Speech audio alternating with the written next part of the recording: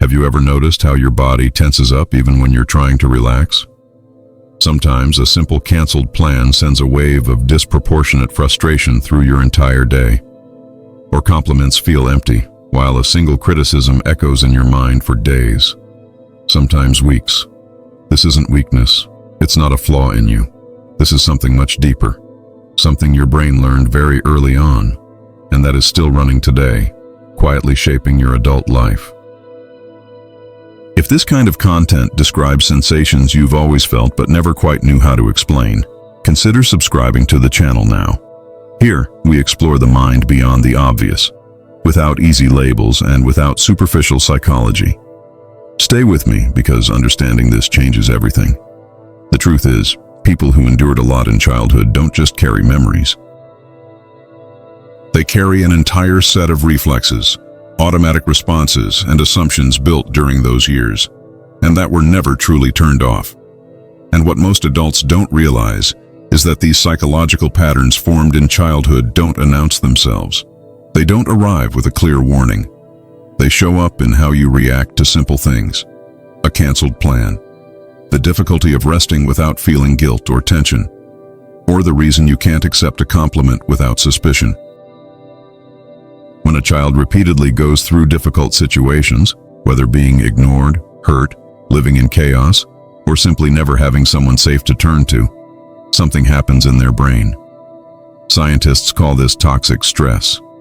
Normal stress can actually help us grow stronger, but toxic stress is different.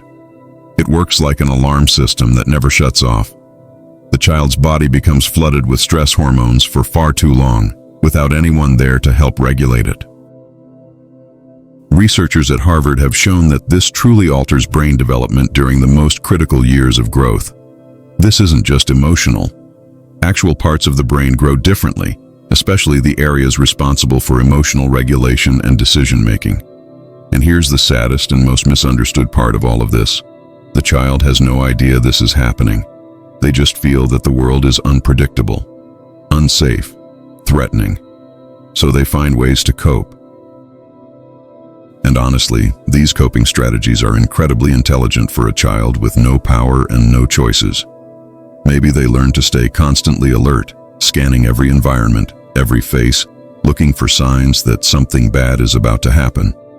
Maybe they become the family peacemaker, the child who senses when adults are about to explode and tries to keep everything under control. Or maybe they learn to disappear, to become so quiet, so invisible, that no one really sees them.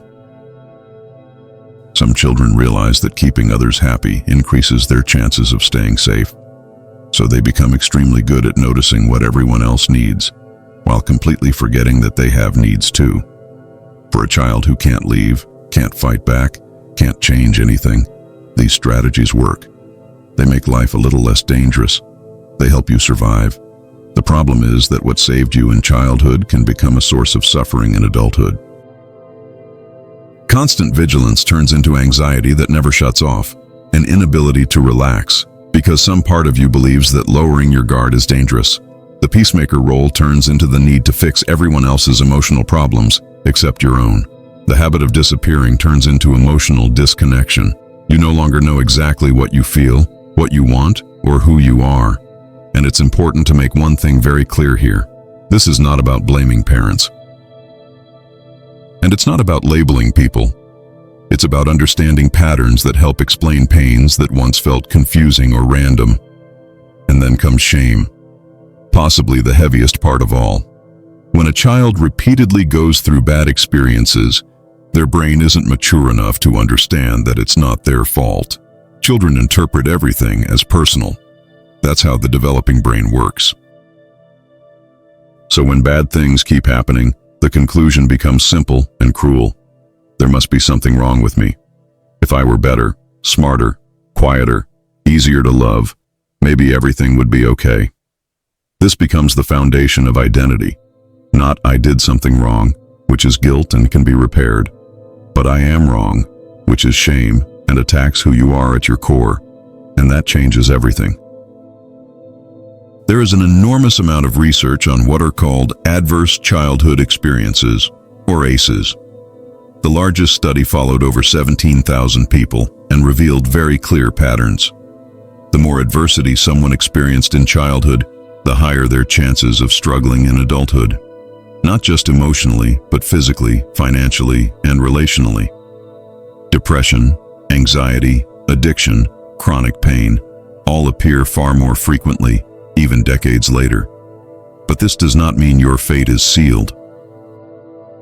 These studies do not exist to say, your life is doomed. They exist to explain why certain reactions make sense.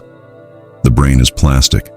It can create new pathways throughout your entire life. What's difficult, and often requires professional support, is teaching the nervous system that the danger has passed. The most deceptive part is that this rarely shows up during major crises. It shows up on an ordinary Tuesday, and the body tensing when someone texts, "We need to talk." Even when there's no real reason, in a small mistake that feels like proof everything is about to collapse, in the strange feeling of being unsafe when things are calm, as if something bad is about to happen, in rest that doesn't relax, in compliments that don't land, and criticisms that linger for days. You replay conversations in your mind, trying to figure out what you did wrong, even when no one else seems bothered. This isn't exaggeration. It makes sense when you remember that in the past, small signals truly meant big consequences. The problem is that adult life rarely gives clear danger signals, so the body fills in the gaps. Tone of voice, silence, uncertainty, mild conflict. Everything becomes a threat, and realizing this can feel strange, but also liberating, because it doesn't mean you're broken.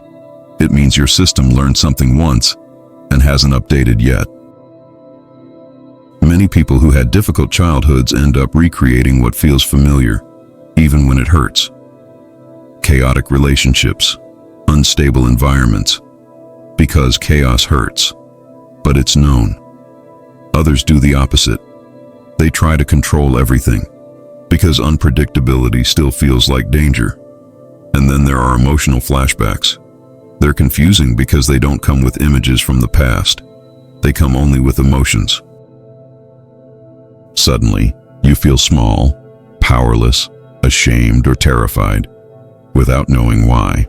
No clear trigger. And because you don't recognize it as a flashback, you start searching the present for problems to explain emotions that came from the past. Healing is not a straight path, and it's never easy. It requires identifying old survival habits, understanding where they came from, recognizing that they once helped, and repeatedly choosing to respond differently, even when everything inside you wants to react the old way. It's learning that safety can be real, that people can be steady, that your needs matter, not because you earned it, but because you exist. The child who went through all of this didn't fail at anything. They survived with the tools they had, and that child deserves finally to rest, to let the adult they became take over.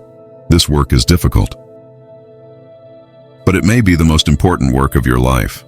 If this touched something in you, consider subscribing to the channel.